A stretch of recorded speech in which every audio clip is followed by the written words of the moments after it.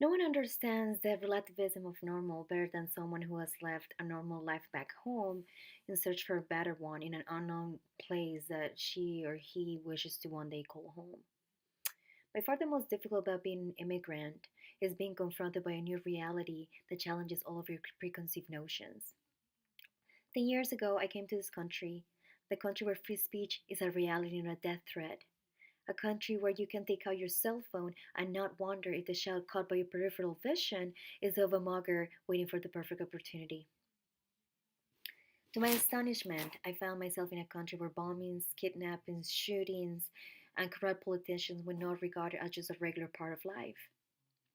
I soon realized that many of the events that I have witnessed back in my beloved Colombia were not so normal after all. I come from a country where dissonance is expected. We have lived in a war zone in survival mode for far too long, to the point that we might have made peace with the proximity of death. As a child, I would watch my parents say a prayer across themselves and go about their days hoping that that day will not be their last. There are quite a few instances I remember with appallment, but the events that transpired on May 17, 2001, threw me against the reality of a country that was rotting in the blood of innocence. The Parque Ageras was the place to be, vibrant, juvenile, the vivid definition of what we call nowadays hipster. Thursday, May 17 of 2001, the eccentric park lined with bars and restaurants promised to entertain the fun-seeking youthful crowd. But somehow, between the dancing and the drinking, an old red Renault 4 packed with 130 pounds of plastic high explosives went unnoticed. The bomb ripped through the crowded park in a 3 block radius. The explosion took the life of 9 and critically injured more than 100 street vendors, students, and workers. Later on, the news showed footage of panic stricken people injured by metal scraps and fragments of glass, fully covered in blood. I was only 11, too young to be at the Parque Lleras on a Thursday night. My school, however, was located right next to it. The next day, when my school bus arrived at 6 o'clock, the horrific scene welcomed me. All the windows of our beloved classroom, where we studied about ethics and prayed to God to bring peace to our country, were completely shattered. The pieces of glass laying on the floor were the glistening reminders of our biggest fears. The convent where the devoted nuns resided was also nearly destroyed. The air was heavy, hard to breathe. It also had a pungent smell, something between burning plastic and rusty metal. The school staff did their best to infuse some air of normality into our day. But how could it be normal to talk about obtuse angles when the blood of our people hadn't even been washed off of the streets? It was later discovered that the car bomb was an act carried out by a criminal mob called as La Terraza as an act of retaliation against the ultra-right paramilitary forces. Witnessing this event made the conflict all too real for me. It made me ache and mourn for my homeland. Scenarios like this have been the reality for Colombians for more than half of a century of civil war. Colombians have been criticized for rejecting the peace agreement that President Juan Manuel Santos and the FARC had been working on for the past 4 years at Havana, Cuba. On October 3rd, the referendum was held and it narrowly failed, with 50.2% rejecting the accord and 49.8% in favor. The failed peace efforts created commotion both at the national level and with international organizations who had seen the peace process as a beam of hope to the world. However, for most Colombians, the results were not shocking.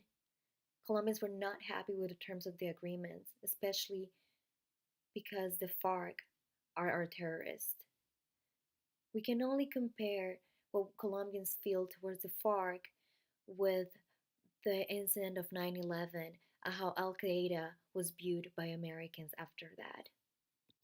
The FARC-EP began as a Marxist guerrilla group formed in 1964, whose ideologies stood to fight for land reform and better conditions for rural residents. However, it did not take long for their novel ideas to be tainted by involvements in drug trafficking and kidnapping for ransom to fund their operations. According to David Gutierrez in his peer-reviewed article, The Coming of los Buenos Dias, Colombia's Peace Process and the Difficulty That Lies Ahead, The FARC are allegedly responsible for importing 60% of the cocaine consumed in the United States. The FARC turned against the people they sworn to fight for, taking the lives of approximately 220,000 innocent Colombians and displacing millions. The brutality of the acts committed by the FARC is engraved in the memories and the hearts of Colombians. According to the article An Introduction to 9/11, 10 years later, published in the Journal of American Psychology by Roxanne Silver, the goals of terrorism are inherently psychological in nature. Terrorists seek to create disruption by instilling fear and anxiety that leads to wide ranging social, political, psychological, and economic consequences. A terrorist is a terrorist. It can surface from within, like a fellow Colombian citizen, or it can be an outsider, such as Al Qaeda. Bottom line, terrorist attacks one of our most basic needs, which is our need for security and safety.